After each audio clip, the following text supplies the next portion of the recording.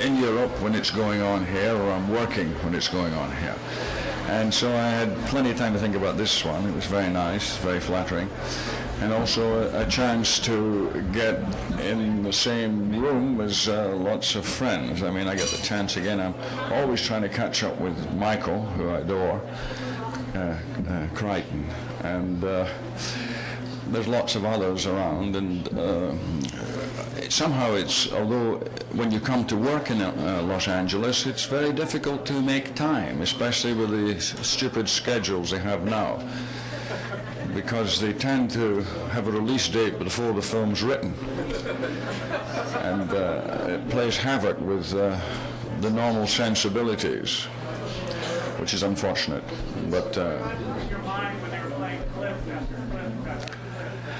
well, it was kind of, everything you see is something that can be improved on, which is the process of movie making.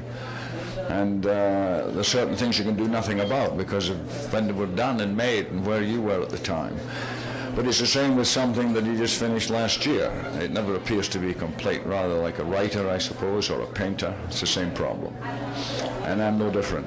I'm not surprised that you're saying, I look at the clips and I see what's wrong. But on a night like tonight, can't you allow yourself to have some pride in the joy you've given us? Well, I have to say that I was honestly surprised by the response when I got up there, and I don't remember a lot of what I was saying, and it was very moving. But then I never know how I'm going to respond in an emotional situation. I'm either all over the place like shit in a field, or I'm absolutely together. And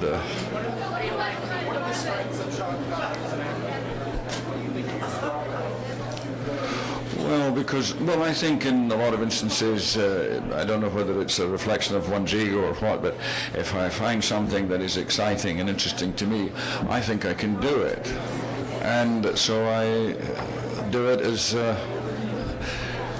well as I can, and I always think what I'm going to do is going to be terrific.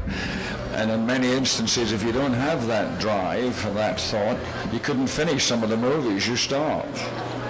And in locations that you wouldn't wish on a dog. Julia Ormond said that you told her to give Harrison Ford a Swiss kiss when she saw him on Sabrina. What's a Swiss kiss? Well, a Swiss kiss is the same as a French kiss, only you yodel.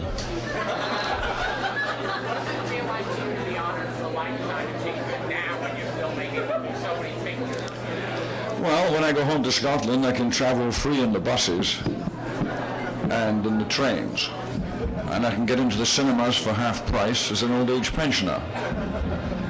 I have my ticket. They sent it to me from Strathclyde.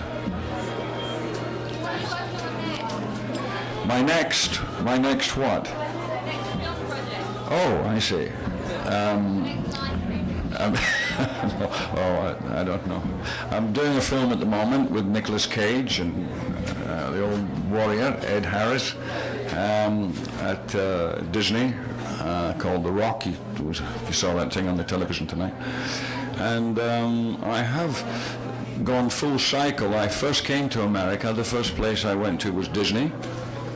And here I am after, it must be nearly 40 years, I suppose. I'm back there. And I've got about a new company I started, and I've got about 6-7 projects in. It's called Fountain Bridge, which is a street in Edinburgh where I was born. Well, I haven't seen GoldenEye. I'm absolutely thrilled for Pierce, because he was going to do it 10 years ago. I thought it was a good choice, and also a good friend of mine, John Calley, who has turned United Artists around, which is terrific, and that's a big success. What I thought was really wonderful this evening was to see that Mel Gibson, who's an actor, taking on something like Braveheart, which is wonderful, and I should have said something about it, but I was too involved in my own mess at the time. But hey, it's wonderful to see an actor take on not just an acting job, but directing as well. Also, can I finish a minute there? I'll gladly sit there. I've forgotten what I was going to say, but no, on Emma Thompson. And I thought, are you what was that? How do you feel it's a stop about Braveheart? Well, yes, please, come up, Michael. He's got a very big influence on my life. Now, I'll act as interpreter here because he won't understand the words you're saying.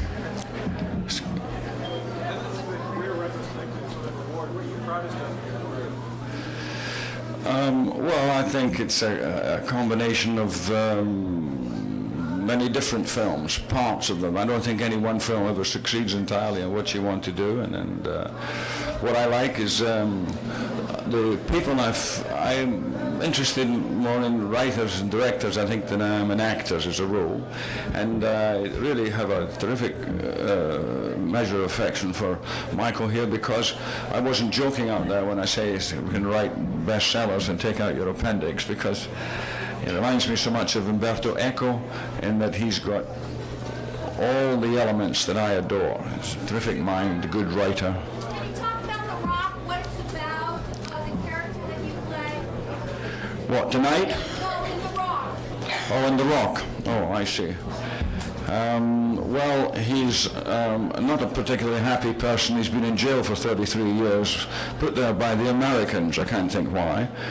But he's a political prisoner who's brought out because they have to get back into Alcatraz, where there's a hostage situation really orchestrated by Ed Harris's group, and they have to find a way back in, so they take me out of incarceration and I lead them back in, and then Nick Cage and I end up and do a kind of double act at the end to solve all the problems of the world. You brought so much enjoyment to so many people through your performances. What's the enjoyment for you? What's the joy for you? Oh, I get extremely well paid.